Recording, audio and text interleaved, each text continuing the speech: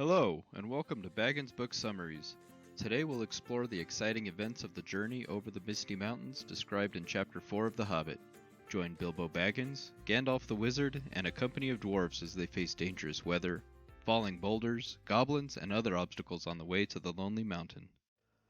The dwarves and the Hobbit, with the help of Elrond and Gandalf, took a difficult and dangerous path over the mountains. The journey was long, and the group faced challenges such as cold weather and boulders falling from the mountains.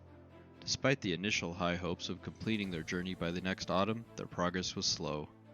They encountered a thunderstorm in the mountains, which was more than a typical thunderstorm, and the hobbit Bilbo had never seen or imagined anything like it. The group sought shelter from the storm, but it was in vain, and their ponies were frightened. The giants were throwing rocks, and the wind and the rain were making it difficult for the group to move forward. Thorin, the leader of the group, realized the situation was dangerous and stated, "This won't do at all."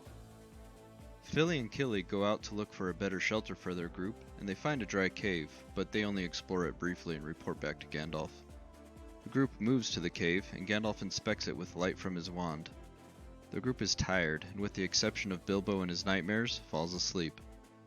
Bilbo had dreams of a crack in the cave wall that was growing larger, leading to a crack in the floor that gave way, causing him to slip down. He is startled awake and finds that the crack had in fact opened at the back of the cave, and goblins come and capture Bilbo and the dwarves. Gandalf is missing and the crack closes, separating them. The goblins take the captives and lead them through the dark, tangled passages in the mountains. The goblins take Bilbo and the dwarves to a big cavern lit by torches and a red fire. The goblins rummage through their possessions and take the ponies, which they later eat. The dwarves are then linked together and dragged to the far end of the cavern where a large goblin with an armed guard around him is sitting on a flat stone. The goblins chain the dwarves' hands behind their backs, and the dwarves are now their prisoners. Goblins are cruel, wicked, and make no beautiful things, but many clever things, including weapons and machines. They have a special grudge against Thorin's people, but they really don't care who they catch. The Great Goblin interrogates Thorin and the dwarves about their presence in the mountains, and he accuses them of being spies, thieves, murderers, and friends of elves. Thorin explains that they're on a journey to visit their relatives, and he denies any accusations. However, one of the goblins reveals that several goblins were killed in the storm, and he shows the Great Goblin Thorin's sword, which they recognize and hate. This sword had previously killed hundreds of goblins and was known as a Goblin Cleaver. The Great Goblin becomes extremely angry, and he orders the dwarves to be taken away to the dark holes and never see the light again.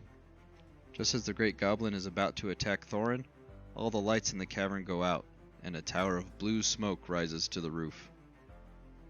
The wild noise from the goblins and their anger is beyond description, and soon they are fighting with each other. Suddenly, a sword flashes and kills the Great Goblin. The goblin soldiers flee, and Bilbo and the others are led away by a voice that is fierce and quiet. The group is eventually led to the mountain's heart by a pale light. Gandalf arrives and frees the prisoners by cutting through the goblin chains with his sword Glamdring, the faux hammer. Gandalf was also able to save Goblin Cleaver. He is a wise and helpful ally in tight situations. The dwarves and Gandalf are being pursued by goblins through the dark passages of their realm. They are tired and their torches are almost out. Gandalf and Thorin turn a sharp corner and draw their swords, killing the goblins in front. The rest of the goblins retreat, and it takes a while for them to recover and continue the chase. The dwarves continue on, with Bilbo being carried by Dori. However, Dori is suddenly grabbed from behind in the dark, and Bilbo rolls off his shoulder, hitting his head on a rock and losing consciousness, ending this chapter in what may be a literal cliffhanger. The journey over the Misty Mountains in J.R.R. Tolkien's The Hobbit was filled with excitement and challenges. Despite the initial hopes of completing the journey by autumn, the group encountered dangerous weather and falling boulders along the way.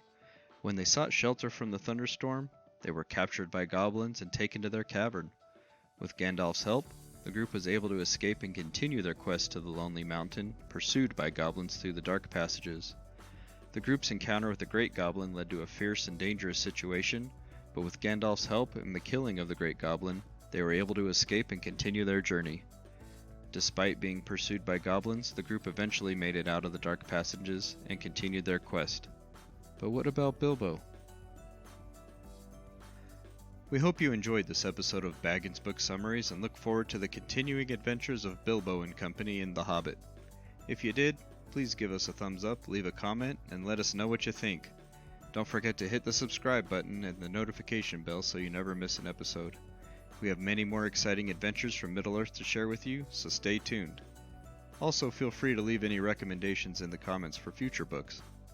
Thanks for watching, and we'll see you in the next episode of Baggins Book Summaries. Until then, happy reading.